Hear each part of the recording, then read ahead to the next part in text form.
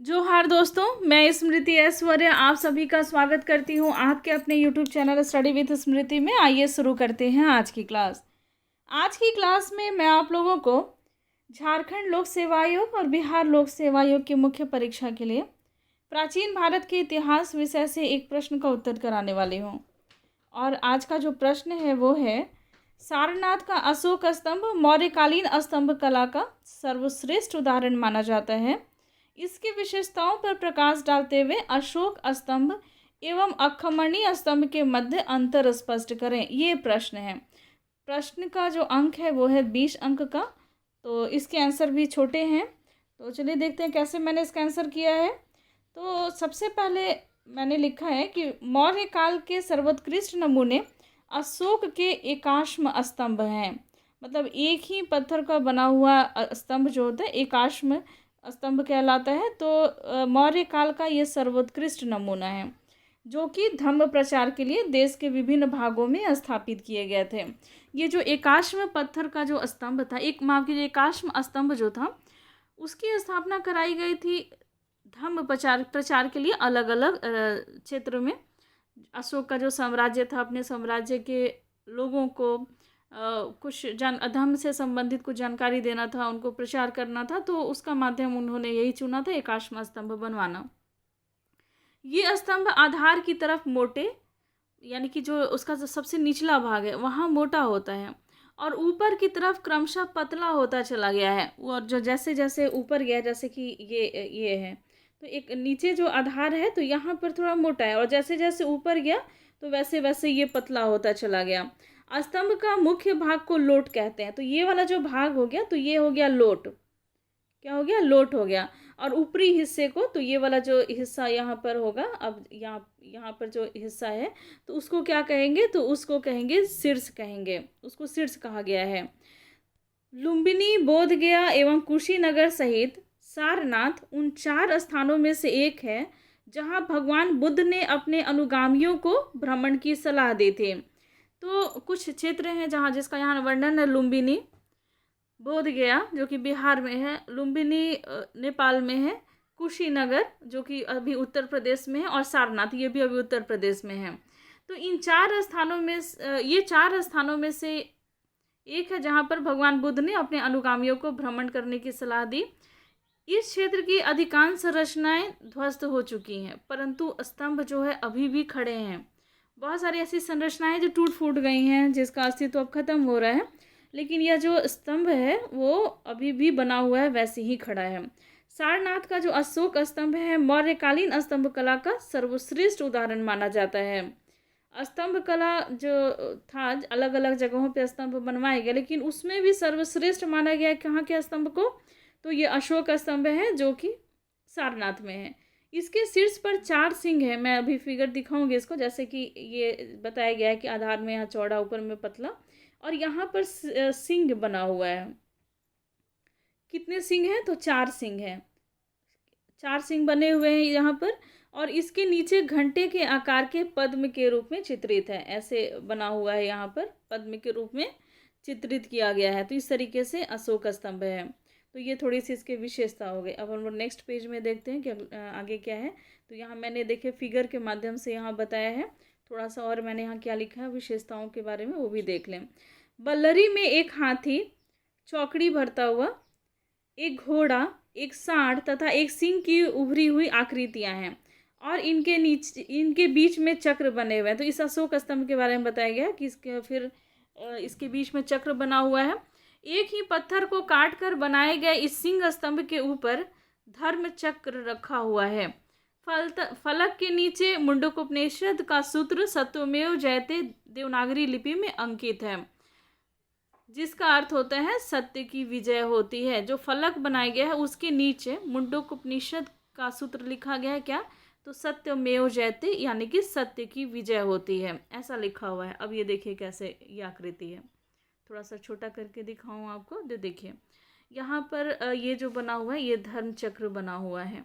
पशु की आकृति है, ये सिंह की आकृति है, और 4 सिंह यहाँ बने हुए हैं, और चमकदार पॉलिश किया गया है। देखिए मौर्य काल का जो स्थापत्य है उसमें चमकदार पॉलिश अधिकतर मूर्तियों को भी देखेंगे आप, स्तंभ को देखेंगे, शिलालेखों को देखेंगे तो उसमें चमकदार पॉलिश का प्रयोग किया गया है। चुनार में मिलने वाले बलुआ पत्थर से ये निर्मित है और एक ही पत्थर का बना हुआ है। और ये पत्थर जो है कहाँ से लाया गया था? चुनार से मिला हुआ, ये वहाँ पर ये बलुआ पत्थर मिलता है तो वहाँ के बलुआ पत्थर से ये बना हुआ है। और यह स्तंभ जो है सपाट है और एकाश्म पत्थर का बना हुआ है। ये इसकी विशेषता हो गई। अब आपको क्या बताना है प्रश्न के हिसाब से? तो जो ईरानी और फारसी साम्राज्य का जो स्तंभ था, अक्खमणी साम्राज्य का स्तंभ था उसमें, और अशोक स्तंभ में, दोनों में कुछ अंतर आपको बताने हैं इस प्रश्न के अगर आधार पे देखा जाए तो सबसे पहला जो अंतर है वो है कि अशोक स्तंभ एकास्म अर्थात एक ही पत्थर से तराश कर बनाए गए हैं।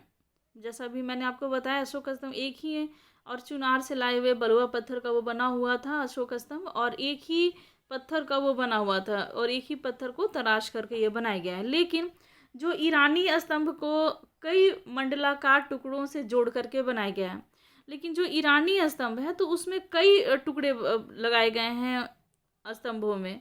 तो ये सबसे बड़ा दोनों में अंतर है। सेकंड जो अंतर है वो है कि अशोक स्तंभ स्वतंत्र जगहों पर लगाए गए हैं, मतलब अलग अलग जगह पे लगाए गए हैं। आपको पूरे अशोक के जो जितने साम्राज्य विकसित थे उस समय में तो उनके अलग अलग जगह पर ये अशोक स्तंभ मिले हैं। लेकिन ये जो ईरानी स्तंभ है वो शासकीय भवनों में ही लगाए गए हैं। जो राजा का जो भवन होता है उसी में ये स्तंभ लगाए गए हैं, जबकि अशोक स्तंभ के मामले में ऐसा नहीं है कि जो राजा का किला होगा या राजा का जो महल होगा, राजप्रसाद होगा, उसी के आसपास लगा रहेगा। ये ईरानी स्तंभ में क्या था कि शासकीय भवनों के पास ही इसको लगाया गया था।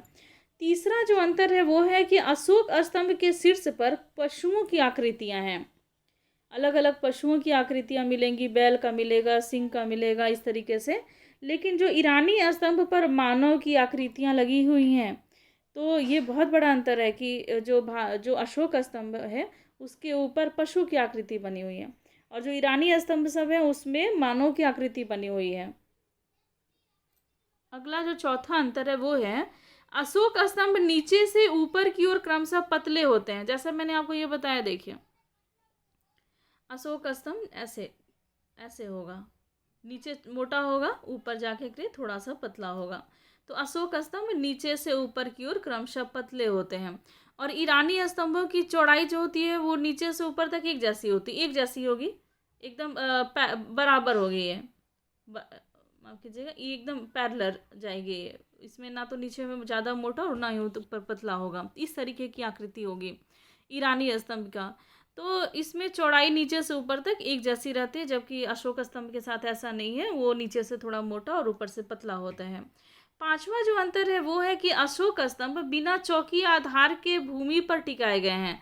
तो जो अशोक स्तंभ है तो इसके नीचे कोई भी आधार नहीं है और ना ही कोई चौकी लगाई गई है, तो वो ऐसी ही उसको टिकाया गया है। लेकिन ईरानी स्तंभ को चौकी पर टिकाया गया। वैसे ईरानी स्तंभ है तो उसके नीचे, माफ़ कीजिएगा, ईरानी स्तंभ तो ऐसे पैरेलल में है तो इसके नीचे क्या किया गया है तो एक चौकी लगाई गई है। तो ये इसका पांचवा अंतर है। अब छठा हम लोग देखेंगे ये क्या अंतर है।